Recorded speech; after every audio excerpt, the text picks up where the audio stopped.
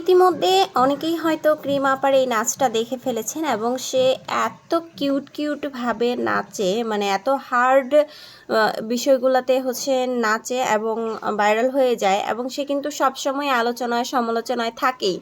তবুও কিন্তু এই একমাত্র ব্যক্তি যে কিনা কখনোই পিছপা হয় না, সামনে এগিয়ে যায় ঠিক তার লাইফস্টাইলে।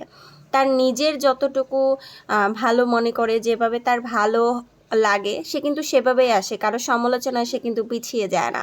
এবং তার এই ডান্সটা অনেক বেশি ভালো হয়েছিল, কিন্তু সে যদি খুব সুন্দরভাবে এখানে আসতো তাহলে আরও বেশি ভালো হতো। যদিও সেই কমন সেন্সটা তার মধ্যে কাজ করে কিনা আমি জানি না।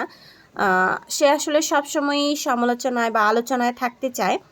আপনারা কে কোন ভাবে তাকে চিনতে চান, এটা একমাত্র সে বুঝেও না বোঝার ভান করে হয়তো বা এগুলো করে। তবুও আমি বলবো যে সবাই তার জন্য দোয়া করবেন এবং সবাই ভালো ভালো কমেন্টস করবেন যেন সেও ভালোর দিকে ফিরে আসে।